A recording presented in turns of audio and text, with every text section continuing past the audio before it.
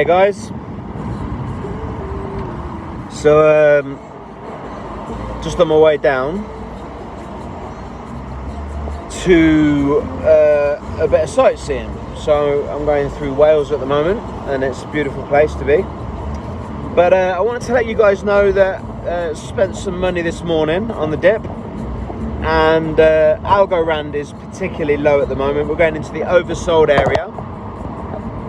Sorry about that. We're going to the oversold area of the RSI on Algorand, which is really good. So I would say Algorand for me is looking like a good buy, and also Bitcoin. So I did a video the other day just about the hash ribbons and that the buy signals popped up for us. So expecting a little bit more of a dip for that bear flag move to complete, so we could go down a little bit more before we go up, but certainly dollar cost averaging right now is something that I'm doing. And really this is just a little bit of a lesson to say, you know, there's some people that say cash is king, other people are now saying cash is trash, and really, yes, cash is trash because it's going down in value. However, if you don't have the cash, then you can't invest.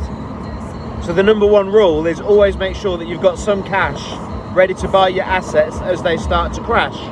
Yeah. Millionaires,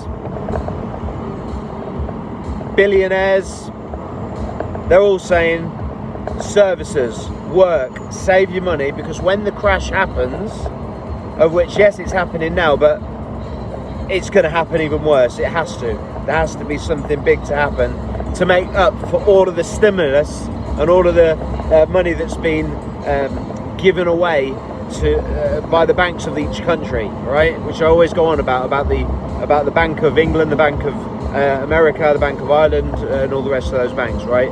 They've all got a license to print, and they've all been printing the money off to keep these companies afloat. So all of that has got to be clawed back somehow, whether it's interest rates changing, whatever it may be. And yeah, when everything crashes and goes and companies want to sell because they can't keep going, that's when we can buy the companies, whether it's the shares of the companies that have gone down the pan, in which case we can buy low, or whether it's the actual business itself that we can buy. But there's always opportunities when things are bad. If you remember that's that phrase, buy when there's blood in the streets, yeah? And at the moment there's blood in the streets, obviously not physical blood, not in our country thankfully, but certainly it's a time of turmoil for everybody.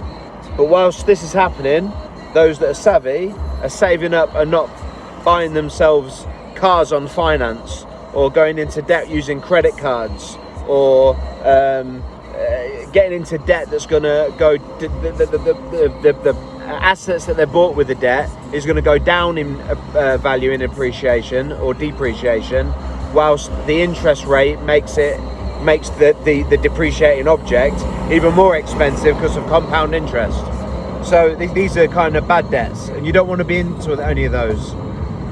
So yeah, so going over to crypto right now, everything is starting to go towards the oversold. So look at the daily chart on the RSI, wait for the oversold areas, make sure you know what you're buying into, make sure you know your product, because if you don't know your product and you haven't got 100% certainty in your product, then FUD will kick in and you'll end up selling at a lower price, and then you know you've lost money. Yeah. Or FOMO will kick in and you'll start buying something that's just a meme coin that's going up like 80% a day or something stupid. You'll end up buying at the top and then it'll all tank, right? So yeah, that's pretty much the lesson for the day. But as it's such a beautiful day at the moment and I've got nothing else to do, I just wanted to just bring something out, a bit of content. I haven't done much of a description, but obviously because I'm driving, so I haven't had time to edit it at the minute. So check out my other videos. Don't forget to like and subscribe to this one. In the Discord I give trading tips about entries and exits, and why I believe that. Lots of people on their channels will turn around and say buy now, yeah, but they won't turn around and say, well, they can see bullish divergence, bearish divergence, hidden bullish, hidden bearish, a continuation of a pattern, whatever it might be. The histogram of the MACD is showing, you know, the divergences, whatever technical analysis.